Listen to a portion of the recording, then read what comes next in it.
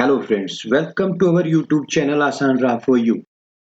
ओम नमो भगवते वासुदेवाय नमः। नमस्कार दोस्तों, आज हम बात करेंगे साल 2025 में निर्जला एकादशी कब है, पारण का सुमुहूर्त क्या रहेगा और साथ ही जानेंगे निर्जला एकादशी की कल्याणकारी व्रत कथा के बारे में। इसलिए वीडियो के साथ अंत तक बने रहें। दोस्तों, ज्येष्ठ मास के शुक्ल पक्ष की एकादशी को निर्जला एकादशी, भीमसेनी एकादशी कहा जाता है। यह एकमात्र ऐसा मोक्षदायी व्रत है जो साल की सभी एकादशी व्रतों का फल एक साथ देता है। दोस्तों, जैसा कि इसके नाम से ही पता चलता है कि यह व्रत निर्जल किया जाता है। पौराणिक कथाओं के अनुसार पांडवों में से एक भीम अपने जीवन काल में मात्र यही एक व्रत रखते थे, जिस वजह से इसे भीम एकादशी या भीमसेनी एकादशी भी कहते हैं। तो आइए जानते हैं निर्जला एकादशी 2025 में कब है, पारण का शुभ मुहूर्त और निर्जला एकादशी व्रत की कथा क्या है।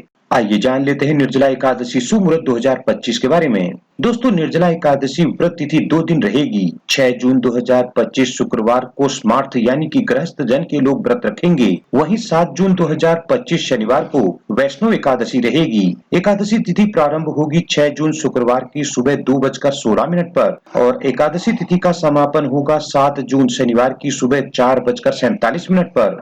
6 जून निर्जला एकादशी शुभ मुहूर्त। दोस्तों, ब्रह्म मुहूर्त रहेगा सुबह 4:08 से सुबह 4:56। अभिजीत मुहूर्त रहेगा सुबह 11:58 से दोपहर 12:52। सायंकाल पूजा का शुभ मुहूर्त रहेगा सायंकाल 7:17 से रात्रि 8:18। रवि योग रहेगा सुबह 5:23 से सुबह 6:34 और राहु काल का समय रहेगा सुबह 10:36 से दोपहर 12:20 तक।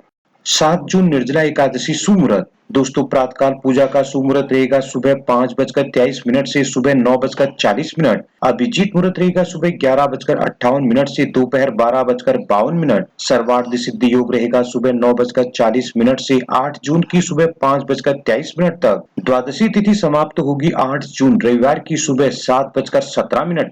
निर्जला एकादशी पारण का समय क्या रहेगा। दोस्तों, निर्जला एकादशी का व्रत स्मार्त जनों के लिए पारण का समय रहेगा 7 जून की दोपहर 1:44 से सायंकाल 4:31 तक और निर्जला एकादशी व्रत वैष्णव जनों के लिए पारण का समय रहेगा 8 जून की सुबह 5:23 से सुबह 7:17 तक। आइए जान लेते हैं निर्जला एकादशी की पौराणिक व्रत कथा के बारे में। दोस्तों, पौराणिक ग्रंथों के अनुसार एक बार की बात है, शौनक आदि 28,000 ऋषि मुनि बड़ी श्रद्धा से एकादशी व्रत की कल्याणकारी और पापनाशक रोचक कथाएं सुनकर आनंद का अनुभव कर रहे थे। तभी कुछ ऋषियों ने ज्येष्ठ मास के शुक्ल पक्ष की एकादशी व्रत कथा सुनने की प्रार्थना की। तब सूत जी ने कहा, महर्षि व्यास से एक बार भीमसेन ने कहा, हे पितामह, भ्राता युधिष्ठिर, माता कुंती, द्रौपदी, अर्जुन, नकुल और सहदेव आदि एकादशी के दिन व्रत करते हैं और मुझे भी एकादशी के दिन अन्न खाने को मना करते हैं। मैं उनसे कहता हूँ कि भाई, मैं भक्ति पूर्वक भगवान की पूजा कर सकता हूँ और दान दे सकता हूँ, लेकिन मैं भूखा नहीं रह सकता।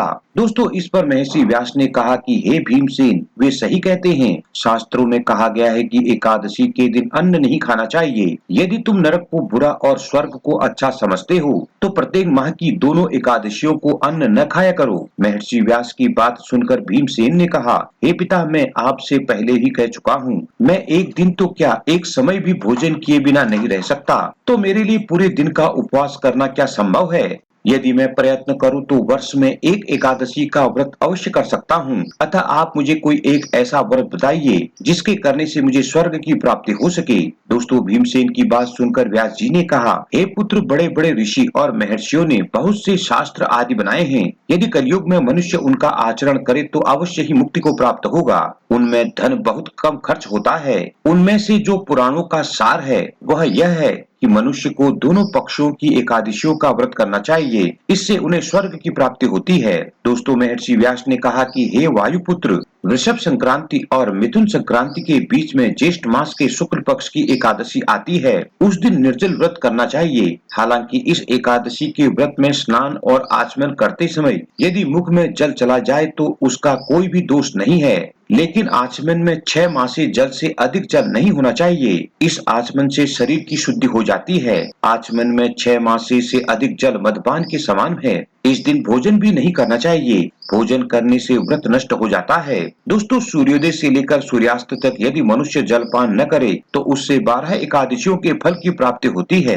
द्वादशी के दिन सूर्योदय से पहले उठें और फिर भूखे ब्राह्मणों को भोजन कराएं। उसके बाद स्वयं भोजन करना चाहिए। ऋषि ने कहा, हे भीमसेन, स्वयं भगवान ने मुझसे कहा था कि इस एकादशी का पुण्य सभी तीर्थों और दान के बराबर है। एक दिन निर्जल रहने से मनुष्य पापों से मुक्त हो जाता है। जो मनुष्य निर्जला एकादशी का व्रत करते हैं, उन्हें मृत्यु के समय भयानक यमदूत नहीं दिखाई देते, बल्कि भगवान श्री हरि के दूत स्वर्ग से आकर उन्हें पुष्पक विमान में बैठाकर स्वर्ग को ले जाते हैं। संसार में सबसे उत्तम निर्जला एकादशी का व्रत है, अतः यत्न पूर्वक इस एकादशी का निर्जल व्रत करना चाहिए। इस दिन ओम नमो भगवते वासुदेवाय इस मंत्र का उच्चारण करना चाहिए। भीम ने बड़े ही साहस के साथ निर्जला एकादशी का व्रत किया, जिसके परिणाम स्वरूप प्रातः होते होते वह अचेत हो गए। तब पांडवों ने गंगा जल, तुलसी चरणामृत प्रसाद देकर उसकी मूर्छा दूर की। तभी से वर्ष भर की 24 एकादशियों का पुण्य लाभ लेने वाले इस श्रेष्ठ निर्जला एकादशी को भीमसेनी एकादशी या पांडव एकादशी का नाम दिया गया है।